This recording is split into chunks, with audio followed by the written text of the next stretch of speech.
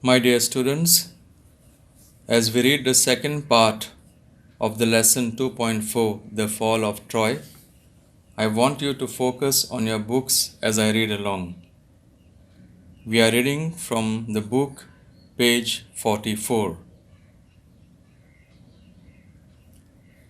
At last, Troy was taken, not by force, but by a trick.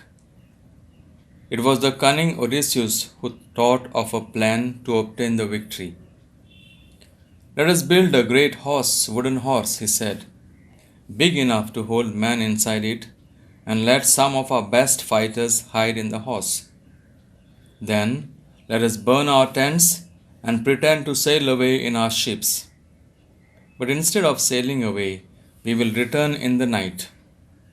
When the Trojans are asleep, we will attack the city and burn and kill. The Greek leaders decided to follow the advice of the wise Odysseus. So, a great horse of wood was made by a skillful engineer, and the greatest heroes, Menelaus, Odysseus himself, and others entered it.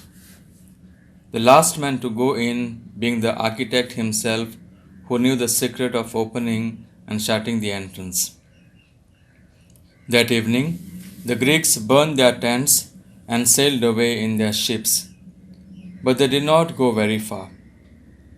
Only one man was left behind to persuade the Trojans to drag the horse into their city. Next day the Trojans woke up expecting to go out and fight as they had done for the past 10 years.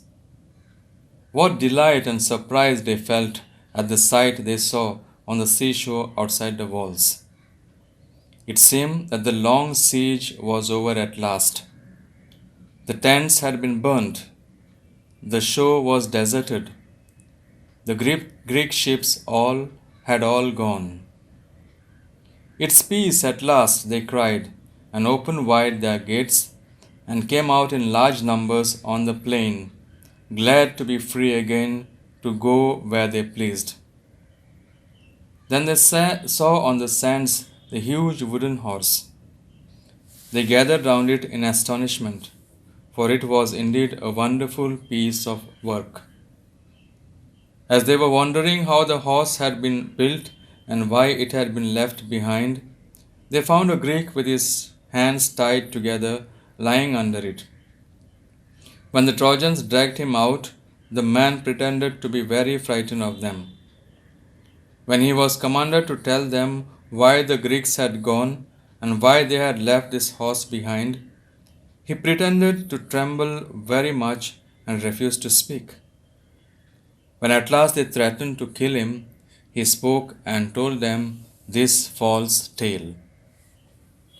The Greeks are tired of the long war and have sailed away in their ships, he said. But they are afraid for the long voyage home too, and so they have made this horse and left it as an offering to the god of the sea. They wanted also to kill me and offer me as a sacrifice to the sea god, but I escaped and hid from them. But why did the Greeks make such a huge horse? Some of the Trojans asked. And the cunning Greek made this reply. If they had made a smaller offering, you might have taken it into your city. Then the luck would have gone to the Trojans and not to the Greeks. That is why they made it too big to go inside your gates. The Trojans were delighted to hear this.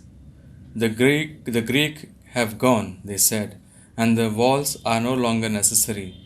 Let us make a hole in the wall and drag the horse in. Their wise priest warned them not to do so. It may be a trick that will ruin us, he said. You will bring disaster on the city if you break down the walls. But they were so excited that they paid no attention to his words. They broke down part of their strong wall in order to drag the horse in. All that day the Trojans feasted and drank and celebrated. After all their celebrations, they went to sleep and slept soundly.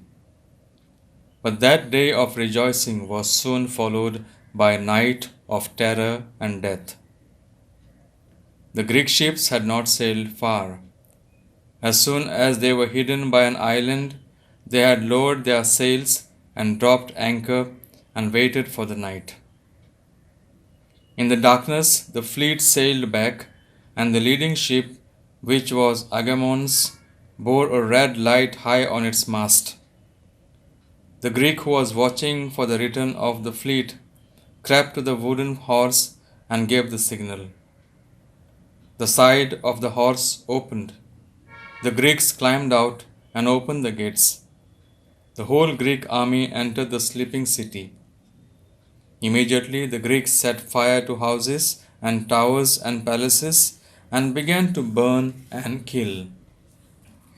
Troy was filled with the sight of leaping flames and the sound of shouting and noise of weapons and the cries of weeping women.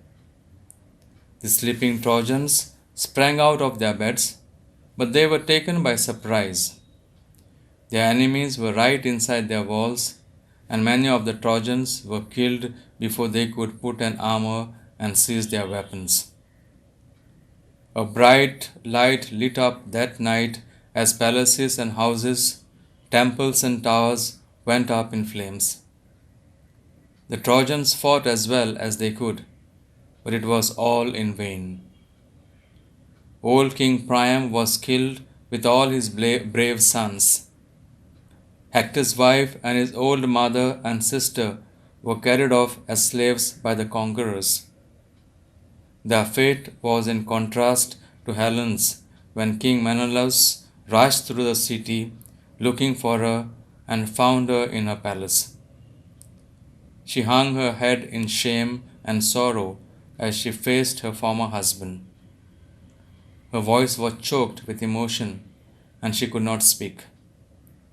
But Menelaus forgave her, and she went back with him, for it was only Aphrodite who had turned her heart away from her home and her husband and her child. When morning came, nothing was left of the proud, rich city that had resisted attack for 10 years.